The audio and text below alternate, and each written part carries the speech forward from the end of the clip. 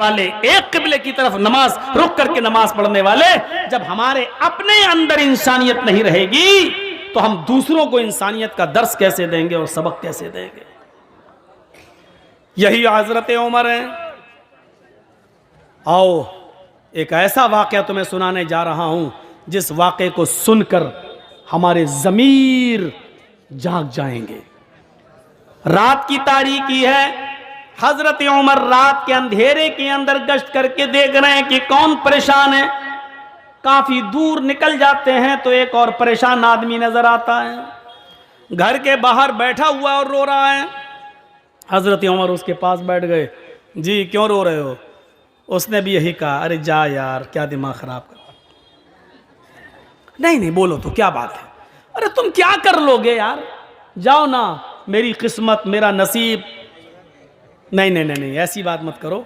देखो रात में तुम निकले हो, रात में मैं भी निकला हूं, परेशान हो आप भी हम भी, चलो बताओ ना क्या बात है, शायद मैं तुम्हारे कोई काम आऊं। रोने लगा और कहने लगा, नहीं जानता कौन है। कहता है कि मेरे भाई जब तुमने एक रिश्ता जोड़ी लिया तो सुनो, मैं बहुत किस्मत का मारा हुआ इंसान हूं। मैं इस झोपड़ी के बाहर बैठा हुआ हूं, अंदर मेरी बीवी रो रही है और इधर मैं रो रहा हूं। कहा क्यों, क्या बात है? कहा मेरी बीवी बहुत ही ज्यादा खूबसूरत है और मेरी गांव का एक बहुत मजबूत आदमी, पैसे में भी मजबूत है, असर और रसूख में भी मजबूत है और ताकतवर भी है। उसके आगे पीछे गुंडे भी रहते हैं। वो शख्स रात की तारीकी में आता है और मुझे मेरा कान पकड़कर घर से बाहर निकाल देता है। फिर वो मेरी बीवी के साथ जिना करता है, मेरी बीवी को मजबूर कर देता है गलत काम करने के लिए। नहीं तो वो मुझे और मेरी बीवी दोनों को मारने की धमकी देता है। मेरी बीवी डर जाती है और मारे डर के वो सब कुछ कर लेती है जो उसका ज़मीर उसको गवारा नहीं करता। ओह ये प्रॉब्लम है। अभी आया था, हाँ आया था और गलत काम करके चला भी गया। हजरत उमर ने कहा, मेरे भाई सच बताओ अब वो कब आएगा? कहा वो एक दिन छोड़कर आता है, आज आया है, गलत काम करके चला गया है, अब वो कल नहीं आएगा, परसों आएगा। अमीरुल मोमिनीन की नजरें आसमान की तरफ उठी और दिली दिल में कहा, इलाहल आलमीन, कितना लाचार बे अमीरुल मोमिनीन हो। मेरे दरबार खिलाफत में, मेरे दौरे खिलाफत में एक गैर मुस्लिम आदमी के ऊपर जुल्म हो रहा है और इस इलाके का मालिक मैं हूं। हजरत उमर फारूक का यह वाकया योगी और मोदी दोनों के लिए चैलेंज है।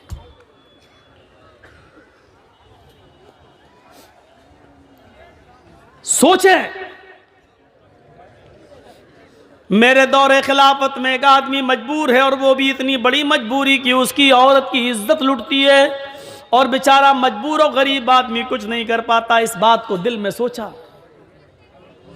कहा कि सुनो, परसों जब वो आएगा तो 2-3 काम करना बस। कहा क्या? कहा अपनी बीवी से कहना कि जब वो आए और तुम्हारे साथ गलत काम करने का इरादा करे और आ ही जाए तो उससे कहना कि भाई अब तो हमारा और तुम्हारा मामला बहुत करीब हो ही गया है, तुम हमारे दिल में बैठ ही चुके हो और हम तुम्हारे दिल में, तो अब रोजाना नखरे दिखाने से क्या फायदा। ऐसा करो कि ये काम तुम कर, जब चाहो तब कर लिया करो, लेकिन रोशनी में मुझे अच्छा नहीं लगता है, रोशनी में मुझे मेरे पति की, मेरे शौहर की याद आती है, इसलिए चिराग बुझाकर ये गलत काम करो और मैं खुलकर तुम्हारा सपोर्ट करूंगी। इतना कहना, वो तुम्हारी बीवी की बातों में आ जाएगा और चिराग बुझा देगा, बकिया काम मैं संभाल लूंगा।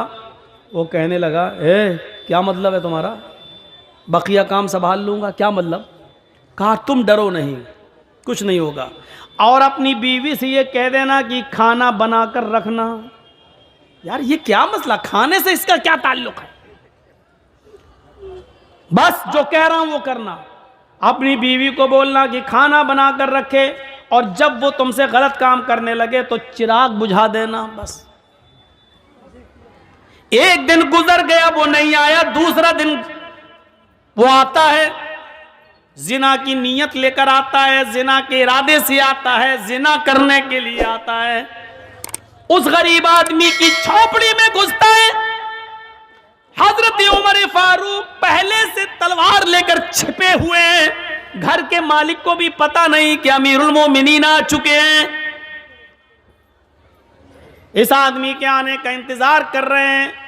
जब रात पूरी तरीके से अंधेरे में छा जाती है, तब यह शख्स अंदर जाता है, कान पकड़कर घर के मालिक को बाहर बिठाता है। चल बाहर, चल उधर चल, अंदर कर दी बाहर। खुद अंदर जाता है, चिराग जल रहा होता है। बीवी ने आज मुस्कुरा कर कहा, अब आपसे क्या पर्दा करूं, हमारा आपका मामला तो अब रोज का हो चुका है। सुनो, ऐसा करो भाई, अब तुम करते ही हो गलत काम तो खुल के करो, लेकिन चिराग बुझा दो, क्योंकि चिराग जलता है तो मुझे शौहर का प्यार याद आता है। मैं चाहती हूं कि अपने शौहर को भूल जाऊं और तुम्हारी आगोश में आ जाऊं। अंधेरा कर, बातों में आ गया, चिराग बुझा दिया।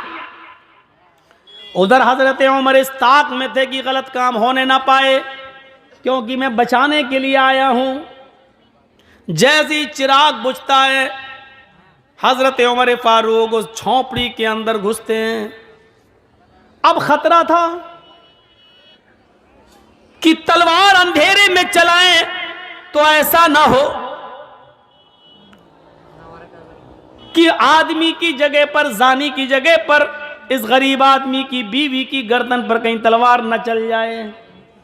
इसलिए कुछ बोलना था। हजरत उमर अंदर घुसे और खांसे। वो समझा कि इसका पति आ गया अंदर। उसने कहा, अबे भाग, चल, अभी तो कुछ हुआ ही नहीं, तू आ गया, भाग। इसी आवाज को सुनना था हजरत उमर फारूक को। हजरत उमर फारूक ने देख लिया कि आवाज किस सिमत से आ रही है। उसी वक्त उसके सर को पकड़ लिया। जैसे ही उसके सर को पकड़ा और बाल पकड़ के खींचा तो उसके बाल भी लंबे लंबे थे। अब यह शक हुआ कि कहीं औरत के बाल तो नहीं है। अब वो उसको बार बार उसको बाल को झुमा रहे हैं, तो वो चीखता है, अबे क्या कर रहा है, अबे हट। समझ गए कि यही है। फौरन बाल पकड़ के गिराया, मारी एक तलवार। जिंदगी का रिकॉर्ड है, हजरत उमर ने जब भी किसी को कत्ल किया दोबारा तलवार चलाने की नौबत नहीं आई। एक ही वार में गर्दन तन से जुदा हो जाती थी। अंधेरे में भी तलवार मारी तो गर्दन अलग पड़ी हुई है, तन अलग है, तड़पने लगा। कहा, मेरी बहन जल्दी से चिराग जलाओ। चिराग जलाया। हजरत उमर ने चेहरा देखा, मुस्कुराहट आई। कहा, अल्हम्दुलिल्लाहि रब्बिल आलमीन। घर का मालिक अंदर आ गया, कहने लगा, है बड़ा अजीब मामला है। किसी मरे हुए आदमी को देखकर इन्ना लिल्लाह पढ़ा जाता है मुसलमानों में, और यह अल्हम्दुलिल्लाह पढ़ रहा है, मामला क्या है? कहा, मेरी बहन जल्दी से चिराग जलाओ। चिराग जलाया गया। शक्ल देखी तो कहा, अल्हम्दुलिल्लाहि रब्बिल आलमीन। इधर आओ मेरे भाई, अंदर क्या बाहर क्या खड़े हो, तुम्हारा काम हो गया है। हैं? मार दिया, कत्ल कर दिया क्या? अरे अगर यह अमीरुल मोमिनीन को, उमर को पता चल गया तो मुझे भी कत्ल कर दिया जाएगा। ये तुमने क्या किया? एक और मुसीबत तुमने हमारे लिए खड़ी कर दी। हजरत उमर ने मुस्कुराते हुए कहा, पहले खाना लगाओ। लाश रखी हुई है, गर्दन कटी पड़ी हुई है, खून वहीं पर ताज़ा ताज़ा पड़ा हुआ है, और हजरत उमर वहीं बैठकर खाना खा रहे हैं लाश के पास। वो यहूदी बार बार देख रहा है कि ये कौन सी दुनिया का आदमी है। लाश के पास तो खाने की हिम्मत नहीं पड़ती और ये खा रहा है। और ये मुसलमान भी है। मुसलमान तो किसी के मरने के बाद इन्ना लिल्लाह पढ़ते ही अल्हम्दुलिल्लाह पढ़ रहा है। और कत्ल ही करना था तो चिराग क्यों बुझवाया इसने? चिराग जलता तो अच्छी तरीके से पहचान सकता था और मारने में आसानी रहती, लेकिन इसने चिराग बुझाने के लिए क्यों कहा? हजरत उमर फारूक जब वहां से जाने लगे तो उसने पैर पकड़ लिए। कहता है मेरे ऊपर मुसीबत खड़ी करके कहां जा रहे हो? उमर के किसी आदमी को पता चल गया तो मुझे भी कत्ल कर दिया जाएगा। हजरत उमर ने कहा पैर छोड़ो, क्यों डरते हो? क्या बात है? मैं ही उमर हूं। हाँ मैं ही उमर हूं। मैं सिर्फ मुसलमानों का अमीर नहीं हूं, गैर मुस्लिमों की परेशानियों को दूर करना भी हमारी जिम्मेदारी है। हमारे हुदूद में आते हो तुम। हमारे भी आदमी आएंगे, इस डेड बॉडी को उठा के ले जाएंगे, आपको घबराने की जरूरत नहीं है। अब उसकी जान में जान आई। हजरत उमर जाने लगे तो कहा कि जाऊं? उसने कहा जा रहे हो, लेकिन 2-3 बातें अगर बता सकते हो तो बता दो। कहा क्या? कहा अमीरुल मोमिनीन, चिराग की रोशनी अगर जल रही होती तो आपको इस आदमी को मारने में आसानी थी, लेकिन आपने ये क्यों कहा था? अपनी बीवी से कह देना कि चिराग बुझा देना। और जब चिराग जलाकर देखा तो आपने इन्ना लिल्लाह के बजाय अल्हम्दुलिल्लाह आपने क्यों कहा? और आपने ये क्यों कहा था कि खाना बनाकर रखना? खाने से इसका क्या ताल्लुक था? ये 3 बातें मेरी समझ में नहीं आई। हजरत उमर ने कहा मेरे यहूदी भाई सुन, जब तूने मुझे परसों अपनी बीवी की दास्तान सुनाई, इंसानियत देखिए, मानवता देखिए। आज की ये तकरीर अगर योगी जी स्टेज पर बैठ के सुन लें तो उनकी आंखों में भी आंसू आ जाएं। अगर उनके पास इंसानियत का दिल होगा तो, और अगर उनके अंदर इंसानियत ही ना हो, ठोक दो वाली पॉलिसी अपना रहे हों, तो उनकी अम्मा भी मर जाए तब भी आंसू नहीं आएंगे। उनके बच्चे है ही नहीं तो क्या रोएंगे? हम भी क्या क्या बोल जाते हैं। अब रात के 11:15 बज रहे हैं तो दिमाग तो मेरा भी खराब है ना। अब उसके अंदर क्या दर्द होगा बेचारे के अंदर? सोचिए जरा, ये अमीरुल मोमिनीन है और एक यहूदी की मदद करने पहुंच रहे हैं। यहां 750 किसान के मरने के बाद कानून वापस लिया जाता है, लेकिन 2 मिनट का मौन तक नहीं रखा गया। मोदी जी आज तक उन 700 किसानों को शहादत का दर्जा देने के लिए तैयार नहीं है। अगर शहादत का दर्जा देंगे तो यह मानना पड़ेगा कि आंदोलन सही था। सोचिए राजनीति इंसान को कहां से कहां पहुंचा देती है, कहां से कहां तक। किसान कानून वापस लिया जा रहा है, लेकिन उस बेटे के बाप को मंत्री पद से अभी भी बर्खास्त नहीं किया जा रहा है, जिसके बेटे ने किसानों के ऊपर गाड़ी चढ़ा दी। ये राजनीति क्या क्या गुल खिलाती है। कहा परसों जब मैं आया था और तूने मुझे अपनी दास्तान सुनाई थी, तो उस दिन मैंने सोचा, तूने कहा कि बड़ा असर और रसूख वाला आदमी है, जान पहचान वाला आदमी है, पैसे वाला आदमी है। तो मैंने सोचा कि आए उमर, ये गलत काम करने वाला कहीं तेरा बेटा तो नहीं है, कहीं तेरे खानदान का कोई आदमी तो नहीं है? इतनी हिम्मत किसकी है जो मेरे दौरे खिलाफत में यहाँ आकर यह काम कर रहा है? तो मेरे दिल में यह ख्याल आया कि इतना गंदा काम मेरे दौरे खिलाफत में कोई मेरे खानदान का, मेरे घर का कोई आदमी तो नहीं कर रहा है। इसलिए मैंने कहा था चिराग बुझा देना। आए मेरे यहूदी भाई, जब मैं घर के अंदर घुसा चिराग बुझाने के लिए, इसलिए कहा था अगर चिराग जल रहा होता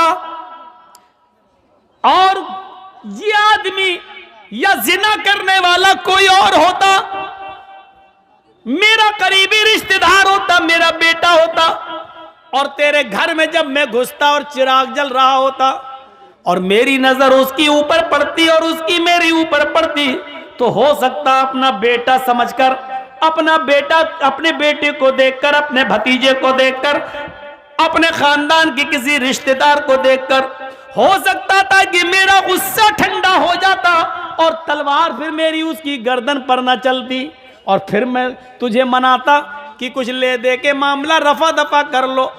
इसलिए मैंने चिराग बुझाने के लिए कह दिया था, ताकि न मैं शक्ल देखूंगा ना उसकी शक्ल मुझे दिखेगी, तो तलवार चलाने में आसानी होगी।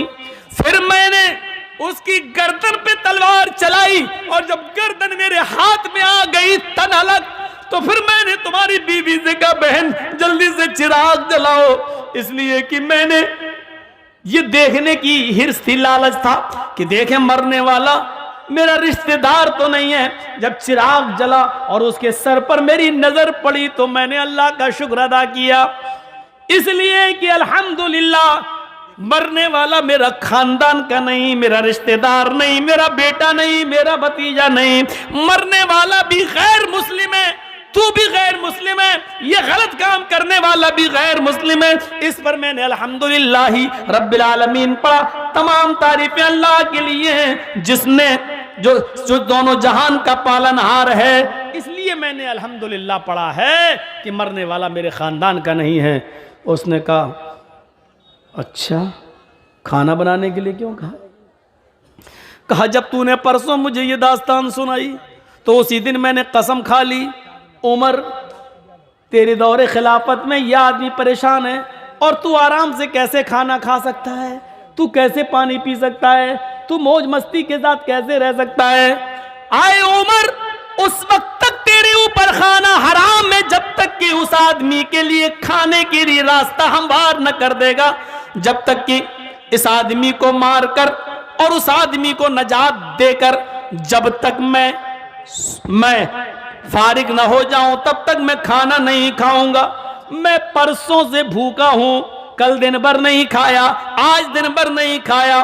जिंदा रहने के लिए मैंने 1-2 खजूरें खाई और पानी पिया।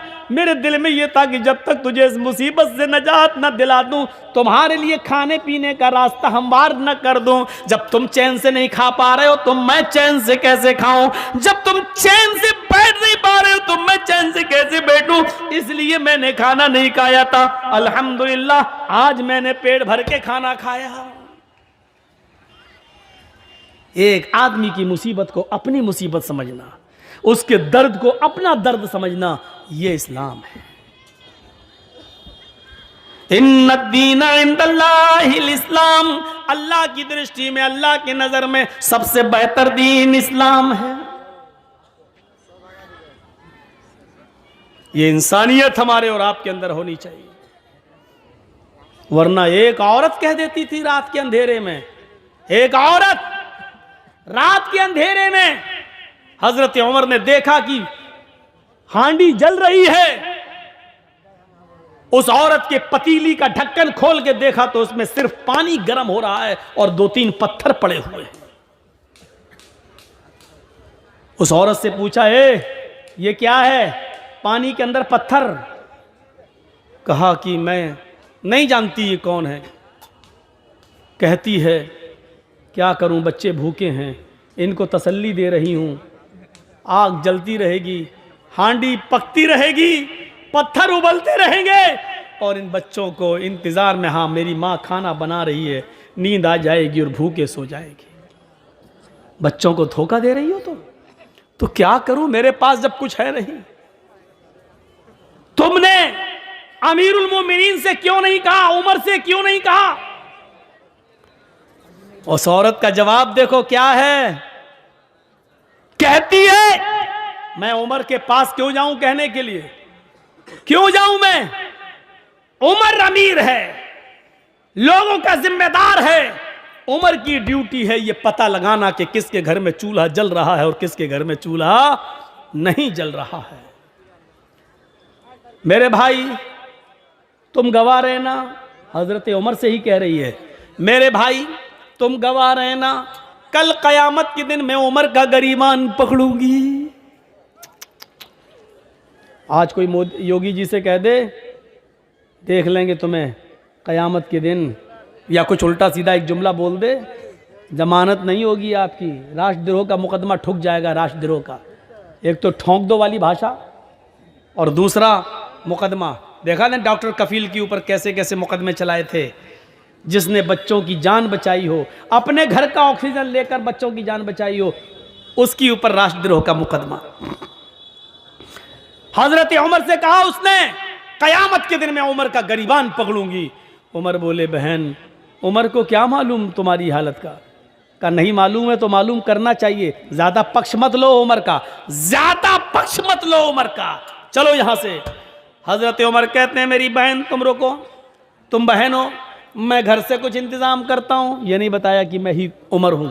अंदर गए, दरबार खिलाफत में अपने गुलाम मसलम को जगाया, आटे की एक बोरी, घी वगैरह, अनाज वगैरह, और उस जमाने में जो फल फ्रूट जो अनाज चलता था उसकी एक थैली ली, एक पीठ पे लादी, तेल और घी अपने हाथ में लिया और चलने लगे। उनका गुलाम कहता, अमीरुल मोमिनीन ये क्या कर रहे हैं आप? हमारे आका है, मैं आपका गुलाम हूं, ये सारा बोझ उठाने के लिए मैं हूं, आप नहीं। हजरत उमर ने जो जवाब दिया सुनिए, वो इस मुल्क के जिम्मेदारों के लिए जरूरी है। हजरत उमर ने जवाब दिया, नहीं नहीं नहीं नहीं, कयामत के दिन उस औरत ने मेरा गरीबान पकड़ने की बात कही, तुम्हारा नहीं, इसलिए इस गल्ले की बोरी को मैं ही अपनी पीठ पर ला दूंगा और मैं ही लेकर जाऊंगा। हजरत उमर उस गल्ले को लाद कर जाते हैं, अपने हाथ से आटा गूंथते हैं, अपने हाथ से सालन तैयार करते हैं, अपने हाथ से बच्चों को खाना खिलाते हैं, फिर उस औरत से कहते हैं, बच्चों की मां बहन तुम भी खाना खा लो। फिर उस औरत ने खाना खाया। जब हजरत उमर फारूक ने उन सबको खाना खिला दिया और वहां से जब आने लगे तो उस औरत ने पीछे से दामन पकड़ के कहा, लोग कितने बेवकूफ हैं जो उमर को खलीफा बना देते हैं। उमर के अंदर खलीफा होने वाली कोई चीज नहीं पाई गई। अरे खलीफा बनने के लायक तो आप हैं, अमीरुल मोमिनीन तो बनने के लायक आप हैं। आप रात में उठते हैं और गरीबों की देख रेख करते हैं। आपने हमारे बच्चों का पेट पाला, अल्लाह आपका पेट आपके बच्चों को आबाद रखे। हजरत उमर फारूक रोने लगे। उस औरत ने कहा, तो आपने मुझे बहन कहा है और आप रो रहे हैं, आपने मेरे घर में खुशियां दी है, बच्चों को खिलाया है और मेरी वजह से आपकी आंखों में आंसू। कहा, नहीं मेरी बहन, तेरी वजह से आंसू नहीं, आंसू तो इन जुमलों से आए हैं कि तूने कहा कयामत के दिन में उमर का गरीबान पकड़ूंगी। मेरी बहन, मैं तुझे कैसे बताऊं कि मैं ही उमर हूं, अमीरुल मोमिनीन मैं ही हूं, और ये मेरी गलती है कि अब तक तेरे घर की खबरगिरी मैं नहीं कर सका। मेरी बहन, कयामत के दिन अब मेरा गरीबान मत पकड़ना। मेरी बहन, अल्लाह के दरबार में इतनी गवाही दे देना कि मेरा एक जुमला जब सुना तो इसने मेरे बच्चों को खिला दिया था और अपनी जिम्मेदारी पूरी की। क्या जिम्मेदार देखिए कैसा था, वो अपनी जिम्मेदारी को समझता था। हम अपनी जिम्मेदारी नहीं समझते हैं, अपना हो या पराया, हर एक की खिदमत करना ये इस्लाम कहलाता है। यही इस्लाम का दर्स है, यही इस्लाम है, इसी इंसानियत का नाम इस्लाम है। हम भूल जाते हैं, हम फरामोश कर देते हैं। 4 साल हो जाते हैं हजरत उमर फारूक को। 10 साल तो खिलाफत की है, 10 साल में 4 साल ऐसे गुजरे कि रात के अंधेरे में रोजाना एक घर में जाते।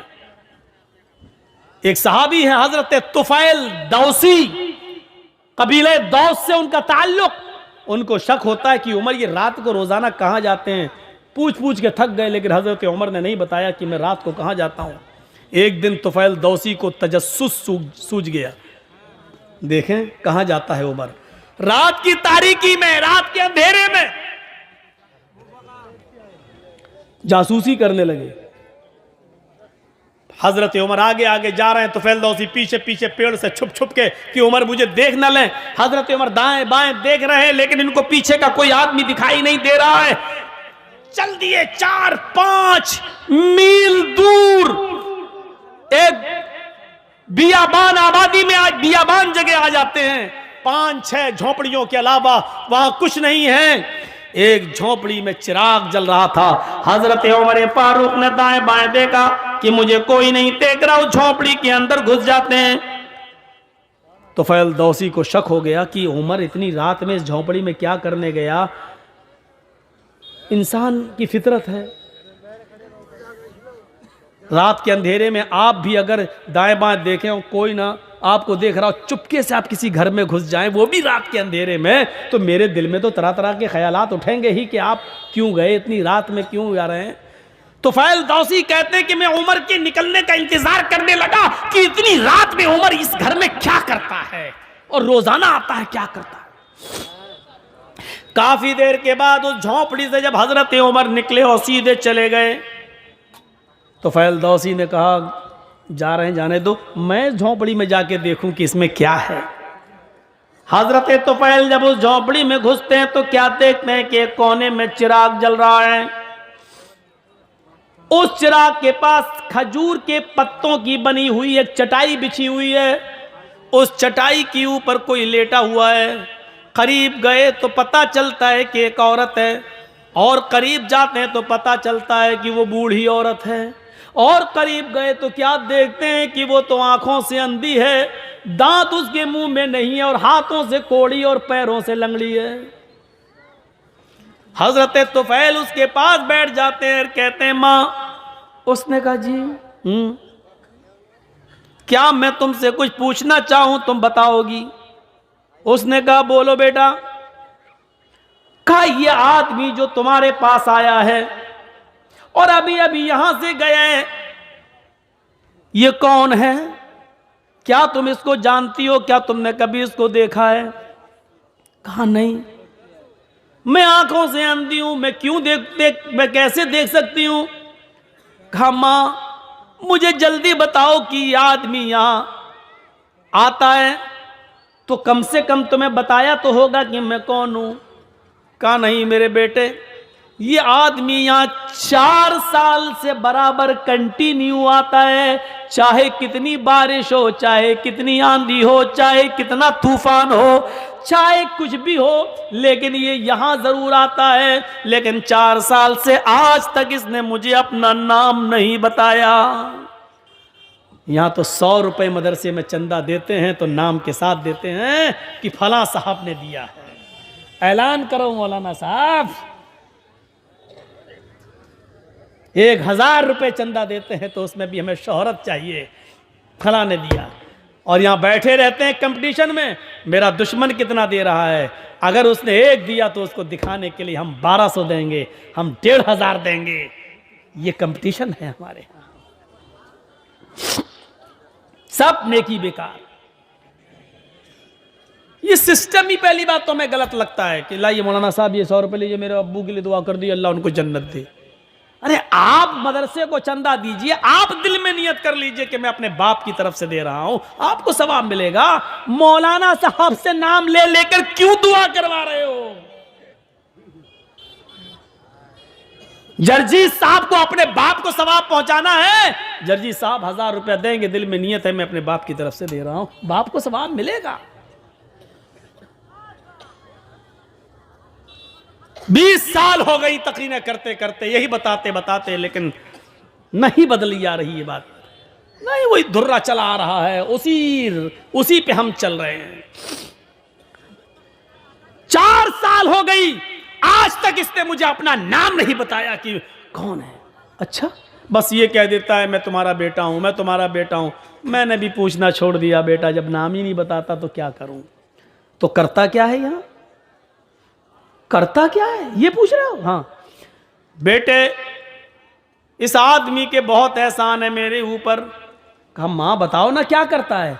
कहा मैं हाथों से कोड़ी हूं, पैरों से लंगड़ी हूं, आंखों से अंधी हूं, मुंह में मेरे दांत नहीं है, मैं चल फिर नहीं पाती हूं। इसी चटाई से एक पलटी खाती हूँ, करवट बदल कर मैं नीचे आ जाती हूँ और इसी जगह पर मैं लेटे लेटे लेटरीन कर लेती हूँ। यही लेटे लेटे मैं लेटरीन कर लेती हूँ और फिर पलट कर मैं इसी जगह चटाई पर आ जाती हूँ। ये जो आदमी, जो लड़का है, ये जो आता है यहाँ, ये सबसे पहले चिराग जलाने के बाद सबसे पहले मेरी लेटरीन साफ करता है, मेरे घर को धोता है, जहां जहां मेरा पेशाब और पायखाना पड़ा होता है सबसे पहले ये उसको साफ करता है। अमीरुल मोमिनीन 22 लाख मुरब्बा मील पर हुकूमत करने वाली शख्सियत। मोदी जी सिर्फ हिंदुस्तान के हैं, हजरत उमर ने इतनी बड़ी हुकूमत, इतने बड़े रकबे पर हुकूमत की थी। उस वक्त इराक, ईरान, मिस्र, शाम, फिलिस्तीन, आज़रबाईजान, उर्दुन, चाइना, मराकश, सीरिया, ये सारे मुल्क उसमें शामिल थे और इन तमाम मुल्कों का अकेला एक हाकिम था जिसका नाम था उमर। इतनी बड़ी खिलाफत का मालिक और सूरत हाल एक नाबीना, पैरों से लंगड़ी, हाथों से कोड़ी, दांतों से बिल्कुल खाली और आंखों से अंधी एक बूढ़ी औरत के घर से उसकी लेटरीन और पेशाब और पायखाना साफ करता है।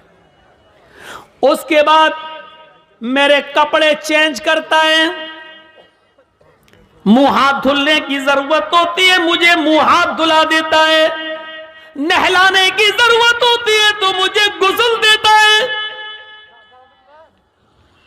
कपड़े चेंज कराता है, फिर मेरे जिस्म से उतरे हुए पुराने या गंदे कपड़े यही कुएं के पास बैठकर उसको वो धोता है और सूखने के लिए डाल देता है। उसके बाद इसी जगह पर चूल्हा जलाता है, खाना बनाता है, लकड़ियों को फूंक फूंक कर उसका धुआं उसकी आंखों में जाता है, लेकिन ये सब करता है।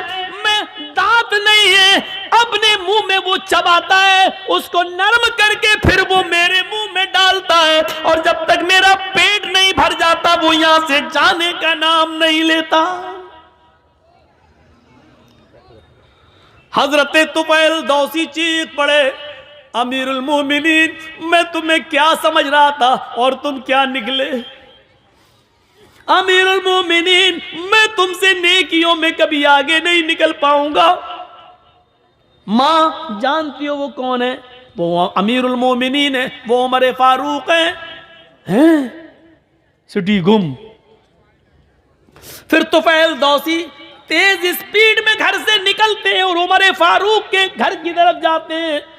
उमर फारूक के घर के बाहर जो एक दरवाजा था जहां वो लोगों की फरियाद सुनते थे, उसी दरवाजे के बाहर जो रूम था, उसी रूम में हजरत उमर फारूक बैठे हैं और तहज्जुद की नमाज पढ़ने के बाद अपने दोनों हाथ उठाकर ये दुआ मांग रहे हैं, रब्बना स्रिफ अन्ना अज़ाब जहन्नम, रब्बना स्रिफ अन्ना अज़ाब जहन्नम इन्ना अज़ाबहा कान गरामा, रब्बना स्रिफ अन्ना अज़ाब जहन्नम इन्ना अज़ाबहा कान गरामा। आय अल्लाह, हमसे जहन्नम का अजाब हटा ले, हमें जहन्नम के अजाब से दूर कर दे। तेरा अजाब हम भुगत नहीं पाएंगे, तेरा अजाब हम सह नहीं पाएंगे, तेरा अजाब हम बर्दाश्त नहीं कर पाएंगे। फिर दुआ मांगते, रब्बना स्रिफ अन्ना अज़ाब जहन्नम इन्ना अज़ाबहा कान गरामा। पीछे से तुफैल दौसी टोकते हैं और कहते हैं, रात में बूढ़ी औरत का पेशाब और पायखाना साफ करने वाला, रात में बूढ़ी औरत के कपड़े धुलने वाला, रात में बूढ़ी औरत के लिए खाना बनाकर खिलाने वाला, रात के अंदर बूढ़ी औरत की खिदमत करने वाला अमीरुल मोमिनीन, आए उमर अगर तुम जहन्नम में चले गए तो फिर जन्नत में कौन जाएगा? रात की तारीकी में 4 साल से ये खिदमत करने वाला शख्स अगर जहन्नम में चला गया तो फिर जन्नत में कौन जाएगा? हजरत उमर फारूक दुआ मांगते मांगते पीछे देखते हैं, सामने तो फैलदौसी हैं, आसमान पर हाथ उठाए हुए नजरें आसमान पर जमाते और कहते हैं, अल्लाह 4 साल से जो नेकी मैं सिर्फ तेरे लिए कर रहा था, जो काम मैं तेरे लिए कर रहा था, तुझे राजी करने के लिए कर रहा था, आज उस राज को फाश कर दिया गया। आज मेरी बात दूसरे को मालूम हो गई, आज ये नेकी पता चल गई। और अल्लाह मैंने इसको नहीं बताया, इसने पीछा कर करके खुद पता कर लिया। अल्लाह मेरे इस नेक अमल को रिया नमूत में न लिख लेना, तकब्बुर में न लिख लेना, घमंड के अंदर मेरे इस नेकी को मत लिख लेना। मैंने नहीं दिखाया, मैंने नहीं बताया। ये कौन सी इंसानियत थी? यहां तो बस नमाज पढ़ के निकलते हैं, दाढ़ी पे हाथ फेरते हुए समझते हैं हमने बहुत बड़ा एहसान कर दिया अल्लाह के ऊपर। आए मगरिब कहाँ नमाज पढ़ने गए थे, नमाज पढ़ने गए थे, नबी मस्जिद से निकले नमाज पढ़ के। ऐसा लगता है जैसे अल्लाह के ऊपर कितना बड़ा एहसान करके आ रहा है यार। सिर्फ नमाज पढ़ लेने से मेरे भाइयों जन्नत नहीं मिल जाती है, आपको उसके लिए इंसानियत भी अपनाना पड़ेगी, अल्लाह के हुकूक भी अदा करना और बंदों के हुकूक भी अदा करना। हम बंदों के हुकूक क्या अदा करेंगे? क्या हमारे मियाँ बीवी के हुकूक, बच्चों के हुकूक हम अदा करते हैं? हम अपने घर में उनके हुकूक अदा नहीं करते। एक शख्स हजरत उमर फारूक के पास आया, अपनी बीवी की शिकायत करना थी उसको। तो हजरत उमर फारूक के बाहर वाले कमरे में वो बैठ गया, देखा कि अंदर से आवाज आ रही है। उसने कान लगाया तो क्या देख रहा है, क्या सुन रहा है? उमर फारूक की बीवी उमर को डांट रही है। हाँ, तुम तो चले जाते हो, सुबह से शाम तक आते नहीं हो, पकने का पता नहीं है, खाने की फिक्र नहीं है, बच्चों की फिक्र नहीं है, तुम्हें क्या खलीफा बने बैठे हो। बहुत कुछ सुना डाली। हजरत उमर फारूक नीचे गर्दन डाल के सुन रहे हैं। तसव्वुर करो, उमर सुन रहे हैं, उमर सुनने वाले आदमी हैं, लेकिन बीवी की सुन रहे हैं। अब निकलते हैं बाहर तो क्या देखते हैं कि एक आदमी उनके घर से बाहर जा रहा है दरवाजे से, ये जरूरत के लिए आया था। हजरत उमर ने उसको आवाज दी, इधर आओ, इधर इधर। वो आया, जी जी जी तुम हमारे पास आए थे जी, फिर जा क्यों रहे हो? कुछ जरूरत थी? कि हाँ जरूरत तो थी, आया तो काम से था, लेकिन वो काम आपके बस का नहीं है, मैं जा रहा हूं। का क्या मतलब? का नहीं नहीं वो आप दूरी नहीं कर पाएंगे इसलिए मैं जा रहा हूं। अरे काम बताया है नहीं तूने और कह रहा कि दूर नहीं कर पाएंगे? अरे काम तो बता पहले क्या है। कहने लगा, अमीरुल मोमिनीन मैं अपनी बीवी की शिकायत लेकर आया था कि मेरी बीवी हमें डांटती रहती है, फटकारती रहती है, हमारी सुनती नहीं है। आया था शिकायत लेकर, लेकिन यहां आने के बाद देखा कि आप तो खुद उस बीमारी में मुब्तला हैं, आपकी बीवी खुद आपको डांट रही है, तो आप मेरी क्या दूर करेंगे? आप अपनी नहीं कर पा रहे हैं। हजरत उमर ने कहा बैठो, बैठ गए। कहा ये बताओ, शादी के बाद जो बच्चा पैदा होता है वो बच्चा किसका है? कहा बाप का। कहा बच्चे को दूध पिलाने की जिम्मेदारी किसकी है? कहा बाप की। कि अगर औरत दूध पिलाने का पैसा मांग ले शौहर से कि मैं आपके बच्चे को दूध पिलाऊंगी लेकिन आपसे इतना पैसा लगेगा, तो आपको देना पड़ेगा। कहाँ बच्चा किसका होता है? कि बाप का। पेशाब और पैखाना उस बच्चे का धोना किसकी जिम्मेदारी है? का बाप की।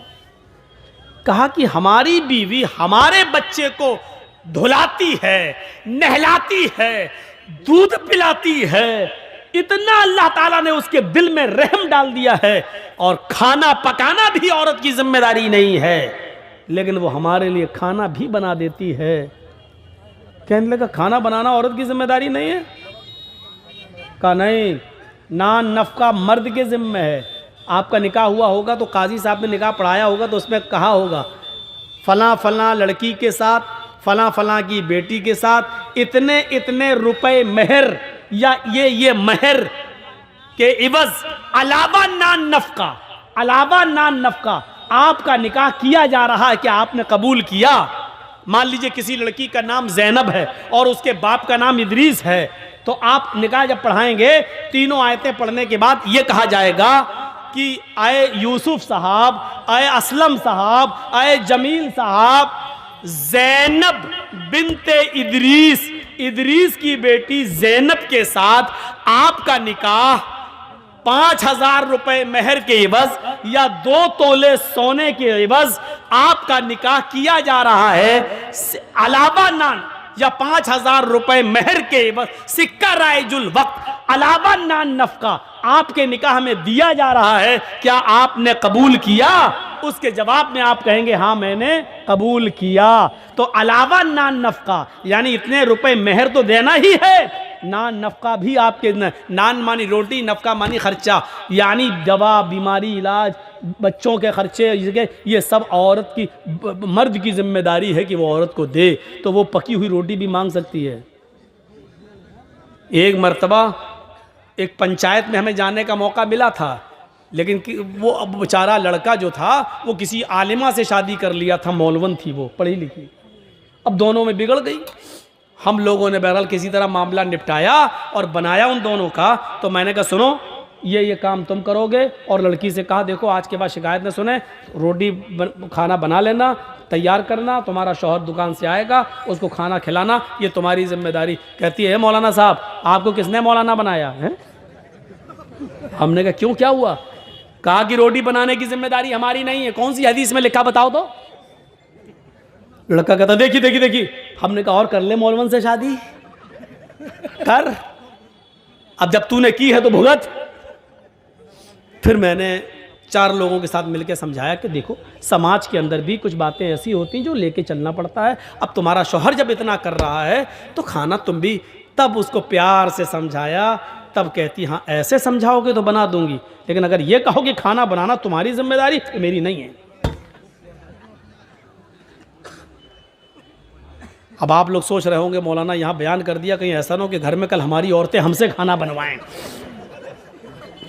इतना जालिम नहीं होंगी इंशाअल्लाह, इतना जालिम नहीं होंगी, जुल्म नहीं करेंगी।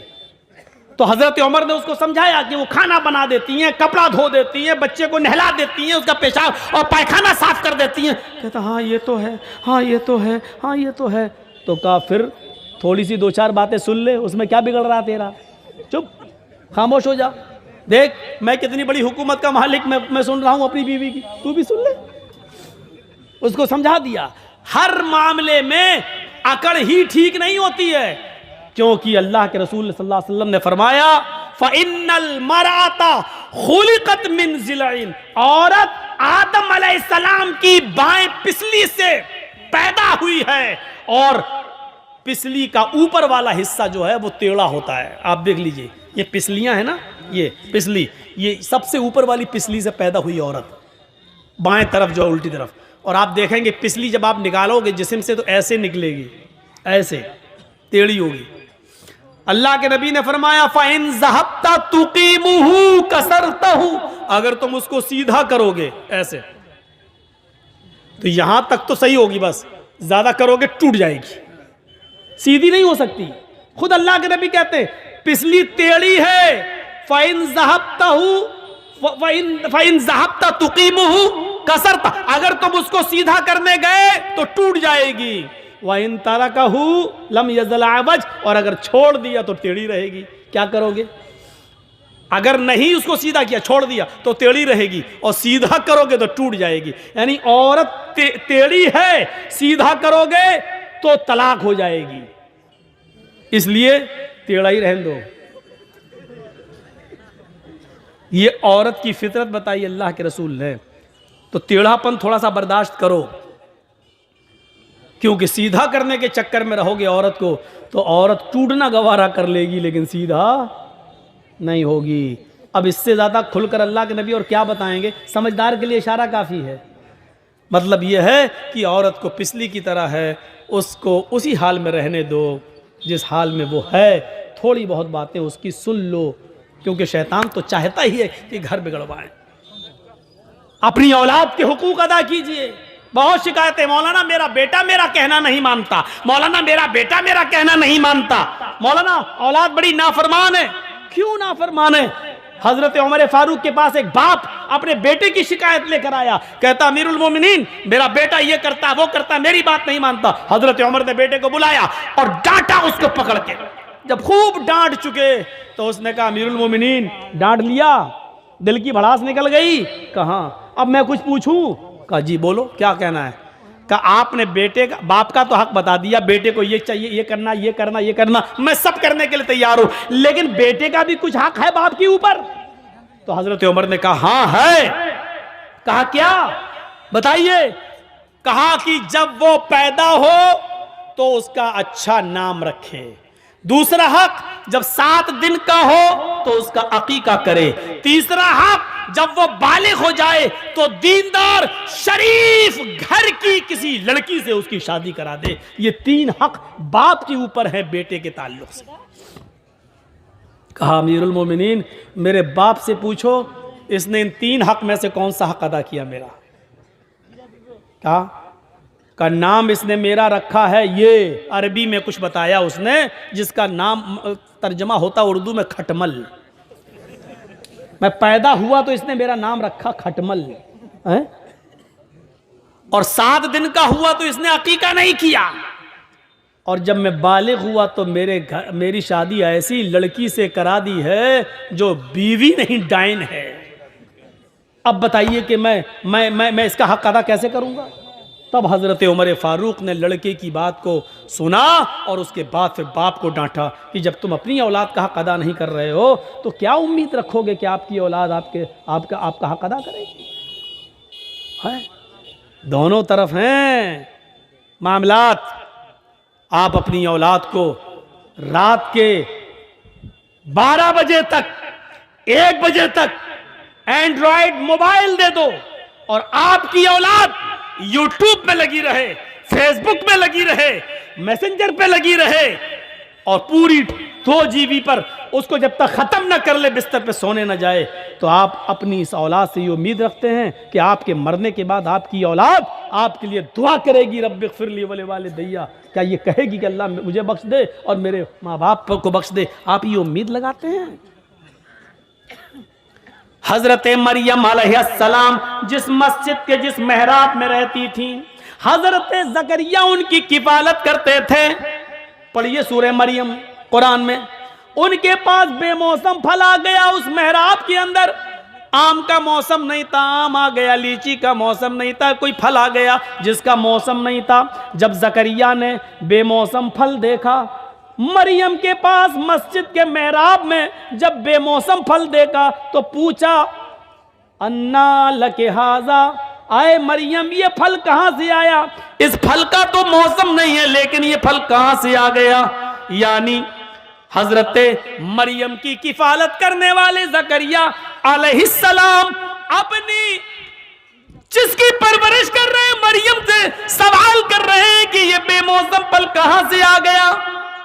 गौर करें, ये एक बाप की जिम्मेदारी है कि ये बाप अपनी बेटी से पूछे कि बेटी ये तेरे पास मोबाइल कहां से आया है? तू घर से 4 कॉपी लेकर स्कूल गई थी, ये 5वीं कॉपी तेरे पास कहां से आ गई? मेरी बेटी तेरे मोबाइल में खाला का नंबर था, चची का नंबर था, फूफी का नंबर था और अम्मी का नंबर था, ये 5वां नंबर तेरे पास कहां से आ गया?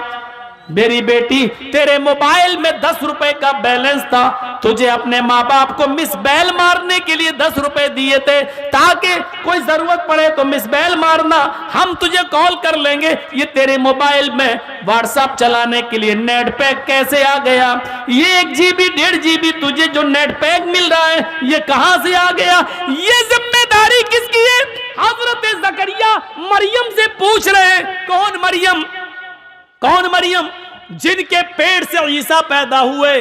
कौन मरियम जिनको बगैर शौहर के अल्लाह ने बेटा अता किया? कौन मरियम जिनकी पाक दामनी का ऐलान अल्लाह ताला ने किया है, जिनको पाक और साफ सुथरा होने का ऐलान अल्लाह ने किया है कि मरियम को किसी मर्द ने छुआ नहीं, लेकिन हमने फिर भी उनको एक बेटा दिया है। गौर करो, जिनकी पाक दामनी का ऐलान अल्लाह कर रहा है, हजरत जकरिया उस पाक दामन लड़की से भी पूछ रहे हैं, ये तेरे पास फल कहां से आ गया है? मेरी बेटी बता, मेरी सरपरस्ती में पलने वाली बता, मेरी किफालत में पलने वाली बता। ये बताना होगा, ये बेमौसम फल तेरे पास कहां से आया? मैंने दिया नहीं, तेरा कोई भाई है नहीं, फिर तेरे पास ये फल कहां से आ गया?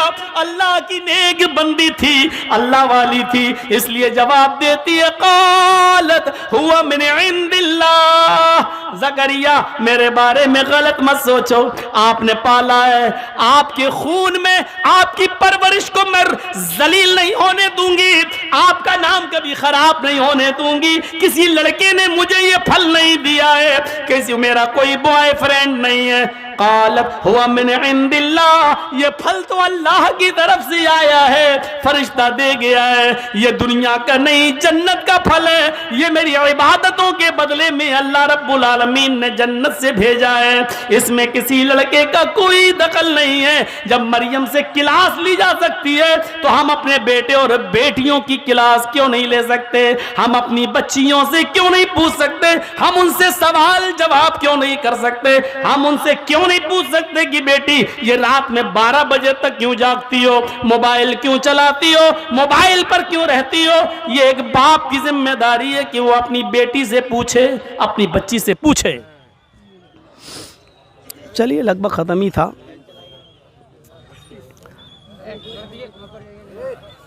चलिए, कोई बात नहीं, अब खत्म भी हो रहा था। जनरेटर अब छोड़ दे।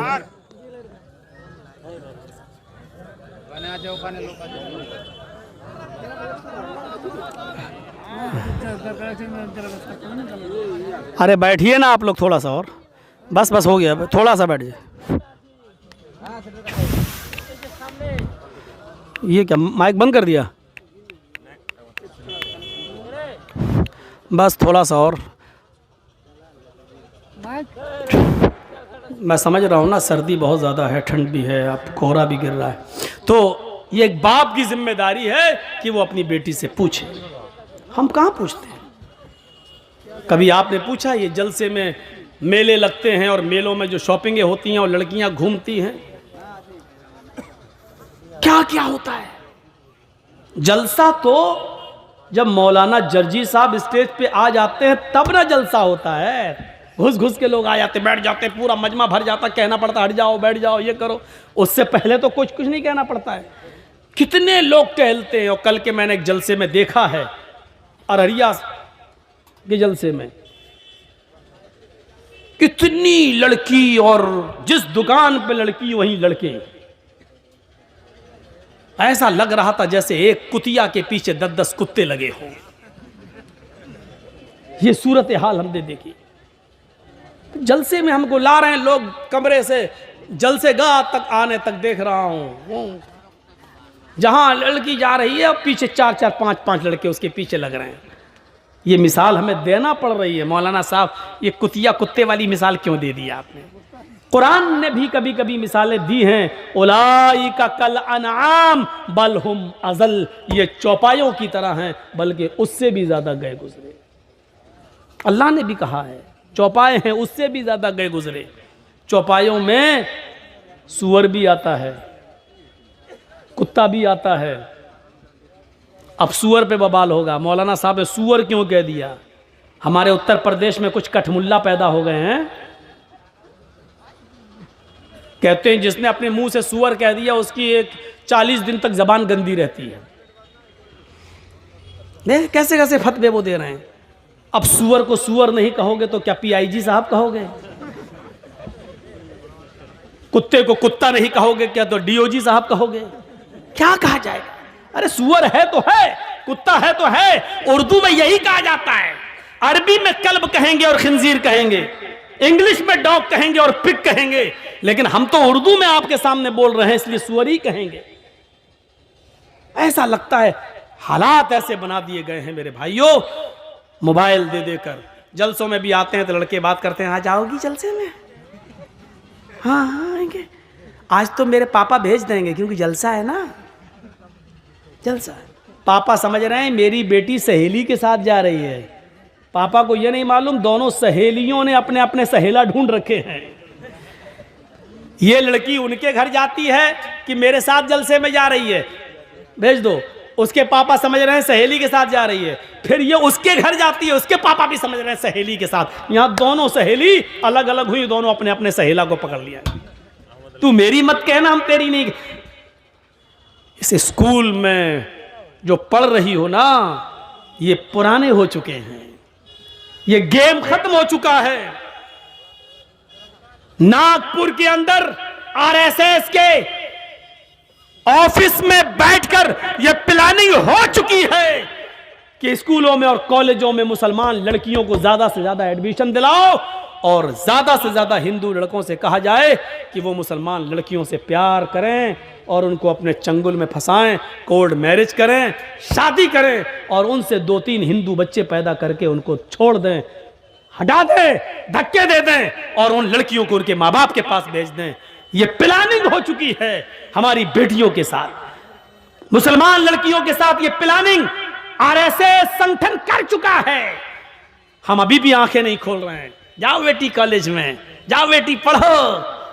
आप भेज रहे हैं तो भाई के साथ भेजिए, ले जाने वाला भी हो, लाने वाला भी हो, स्कूल के गेट तक पहुंचाता हो और स्कूल के गेट से लेके वापस भी आता हो। आपको निगरानी रखना पड़ेगी। माफ कीजिएगा, आपका ड्राइवर नहीं चलेगा।